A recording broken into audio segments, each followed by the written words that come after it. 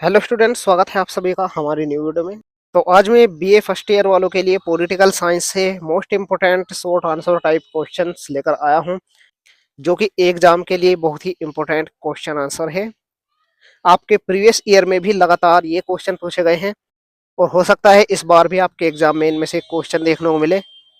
आपके सिलेबस में जो सबसे मोस्ट इम्पोर्टेंट क्वेश्चन थे, मैं आज आपके साथ उन्हें ही शेयर करूंगा। इस वीडियो से पहले मैंने आपके लिए प्रीवियस ईयर क्वेश्चन पेपर भी सोल्व करके वीडियो बना रखी है और शॉर्ट आंसर टाइप की मैंने एक लॉन्ग वीडियो बना रखी है, जिसमें सभी क्वेश्चन है जो कि आपके एग्जाम में पूछे जाते हैं, या आपके पूरे सिलेबस से मैंने जो इंपोर्टेंट क्वेश्चन थे उनकी वीडियो बना रखी है। तो आप प्ले लिस्ट में जाकर भी वीडियो देख सकते हैं या आपको डिस्क्रिप्शन में भी लिंक मिल जाएगा। तो वीडियो को अंत तक जरूर देखते रहिए और वीडियो में आगे बढ़ने से पहले यदि आप हमारे चैनल पर नए हो तो चैनल को सब्सक्राइब जरूर करें, जिससे आपको हमारी आने वाली न्यू नोटिफिकेशन समय पर मिल सके। तो आइए बिना टाइम वेस्ट किए वीडियो को स्टार्ट करते हैं। तो पहला क्वेश्चन यहाँ पर, एकल संक्रमणीय मत पद्धति किसे कहते हैं? मोस्ट इंपोर्टेंट क्वेश्चन है, आपके एग्जाम में प्रीवियस में भी पूछा गया है, हो सकता है इस बार भी पूछ लिया जाए। तो हम यहाँ पर इसका आंसर देखेंगे। एकल संक्रमणीय मत पद्धति केवल अनेक सदस्यों वाले निर्वाचन क्षेत्रों में ही लागू की जाती है।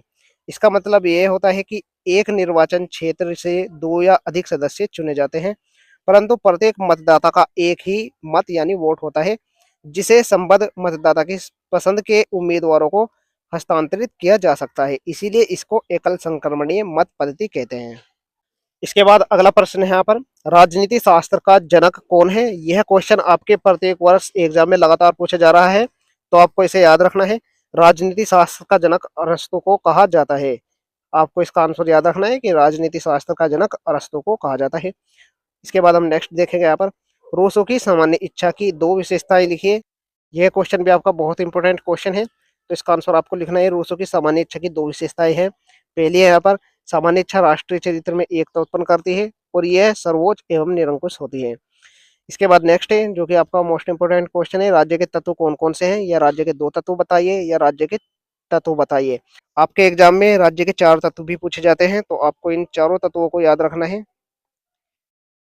तो यहाँ पर पहला तत्व होता है जनसंख्या, दूसरा होता है प्रदेश, तीसरा होता है सरकार और चौथा होता है संप्रभुता। इसके बाद अगला प्रश्न है, जो कि मोस्ट इंपोर्टेंट क्वेश्चन है, सामाजिक न्याय क्या है? तो सामाजिक न्याय का तात्पर्य मुख्य रूप से सामाजिक समानता से है, जो कि सिद्धांत तथा व्यवहार दोनों में होनी चाहिए। अगला प्रश्न यहाँ पर, समानता के दो प्रकार लिखे। तो समानता के दो प्रकार यहाँ पर हमने लिखे हैं, सामाजिक समानता और राजनीतिक समानता। इसके बाद अगला प्रश्न है, लोकतंत्र के दो गुण बताइए। तो लोकतंत्र के दो गुण यहाँ पर दिए गए हैं, उच्च आदर्शों पर आधारित तथा दूसरा है जन कल्याण पर आधारित। अगला प्रश्न है, एकात्मक शासन प्रणाली की दो विशेषताएं लिखिए। तो यहाँ पर दो विशेषताएं दी गई है। पहली है, इसमें शासन व्यवस्था स्थिर रहती है। दूसरा है, इसमें निर्णय राष्ट्रीय हितों को ध्यान में रखकर लिए जाते हैं। अगला प्रश्न है, सार्वभौम मताधिकार यानी वयस्क मताधिकार से आप क्या समझते हैं? तो सार्वभौम वयस्क मताधिकार उस मताधिकार को कहा जाता है जहां राज्य के सभी नागरिकों को निश्चित आयु प्राप्त करने के पश्चात बिना किसी भेदभाव के मतदान करने का अधिकार प्रदान किया जाता है। जैसे भारत में मतदान करने की न्यूनतम आयु 18 वर्ष रखी गई है, तो 18 वर्ष के बाद कोई भी नागरिक मतदान कर सकता है। इसके बाद अगला प्रश्न है, धर्मनिरपेक्ष राज्य के किन्हीं दो गुणों की विवेचना कीजिए। तो यहाँ पर दो गुण दिए गए हैं। पहला है, सभी धर्मावलंबियों को पूर्ण धार्मिक स्वतंत्रता तथा दूसरा है, देश का कानून किसी धर्म विशेष पर आधारित नहीं होता। अगला प्रश्न है, संसदात्मक सरकार की दो विशेषताएं बताइए। तो यहाँ पर दो विशेषताएं दी गई है। पहली लिखनी है आपको, संसदीय शासन प्रणाली में बहुमत दल की सरकार बनती है और संसदीय शासन में सरकार निरंकुश नहीं होती है।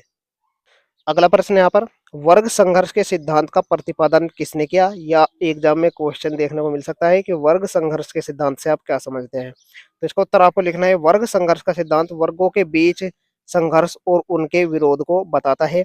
यह सिद्धांत समाज में सामाजिक और आर्थिक असमानताओं को दूर करने के लिए बनाया गया था।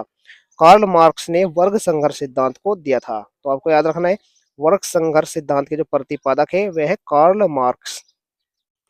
अगला प्रश्न यहाँ पर, पंथ निरपेक्षता क्या है? तो पंथ निरपेक्षता का उत्तर है पंथ निरपेक्षता ही राज्य का धर्म है। इसका अभिप्राय है कि भारत में कोई राज्य के चर्च या शाही मस्जिद या राज्य के मंदिर नहीं होगा। भारत का सर्वोच्च राजकीय मंदिर संसद होगी और उस संसद में विधि के समक्ष समानता के आदर्श के दृष्टिगत सर्वमंगल कामना यानी सबके लिए समान विधि का निर्माण किया जाएगा। या इसकी परिभाषा हम शॉर्ट में देखेंगे। यहाँ पर पंथ निरपेक्षता भारतीय संविधान की एक प्रमुख विशेषता है। इसके अनुसार राज्य की दृष्टि से सभी धर्म समान हैं और राज्य के द्वारा विभिन्न धर्मावलंबियों में कोई मतभेद नहीं किया जाता है। राज्य किसी भी धर्म के लिए पक्षतापूर्ण कार्य व हस्तक्षेप नहीं करेगा। तो अक्सर आपके एग्जाम में धर्मनिरपेक्षता और पंथ निरपेक्षता से संबंधित प्रश्न पूछे जाते हैं। तो आइए हम इनमें अंतर भी देखेंगे कि धर्मनिरपेक्षता और पंथ निरपेक्षता में मुख्य अंतर क्या होता है। तो यहाँ पर इनमें कुछ मुख्य अंतर होते हैं। पंथ निरपेक्षता का अर्थ है कि राज्य सभी धर्मों को समान रूप से देखे और किसी भी धर्म को दूसरे धर्म से श्रेष्ठ ना समझे। भारत में पंथ निरपेक्षता का अर्थ है कि राज्य धर्म के मामले में तटस्थ रहेगा और सभी नागरिकों को अपनी इच्छा के अनुसार धार्मिक उपासना का अधिकार होगा। जबकि धर्मनिरपेक्षता का अर्थ है धर्म और राज्य के बीच अलगाव, जहां राज्य धर्म के मामलों में हस्तक्षेप नहीं करता है। धर्मनिरपेक्षता का अर्थ है कि राज्य राजनीति या किसी गैर धार्मिक मामले से धर्म को दूर रखे तथा सरकार धर्म के आधार पर किसी से भी कोई भेदभाव ना करे। यदि हम इसे सिंपल भाषा में समझे तो धर्म निरपेक्ष का आप इसके नाम से ही अर्थ निकाल सकते हैं कि धर्म निरपेक्ष यानी धर्म के आधार पर कोई अपेक्षा नहीं की जाती है। सिंपल भाषा में समझे तो धर्मनिरपेक्षता एक नेगेटिव पॉइंट होता है, यानी यह नास्तिक की ओर संकेत करता है। जबकि पंथ निरपेक्षता जो है वह एक पॉजिटिव पॉइंट होता है, यानी यह आस्तिक की ओर संकेत करता है। यानी भारत का प्रत्येक नागरिक किसी भी पंथ यानी धर्म को अपना सकता है। जबकि धर्मनिरपेक्षता का अर्थ है कि धर्म के आधार पर कोई भी भेदभाव नहीं किया जाएगा, यानी सभी नागरिकों के लिए कानून ही धर्म होगा या राज्य ही धर्म होगा। तो ये कुछ मुख्य अंतर हो जाते हैं पंथ निरपेक्षता और धर्मनिरपेक्षता के। तो ये कुछ मोस्ट इंपोर्टेंट क्वेश्चन थे आपके एग्जाम के लिए जो कि मैंने आपके साथ शेयर किए हैं। आशा करता हूँ आपके लिए वीडियो बहुत ही हेल्पफुल रहने वाली है। वीडियो पसंद आई तो लाइक जरूर करें, चैनल पर नए हो तो सब्सक्राइब जरूर करें जिससे आपको हमारे आने वाली न्यू नोटिफिकेशन समय पर मिल सके। मिलते हैं ऐसी ही न्यू वीडियो के साथ, तब तक के लिए बाय बाय, टेक केयर।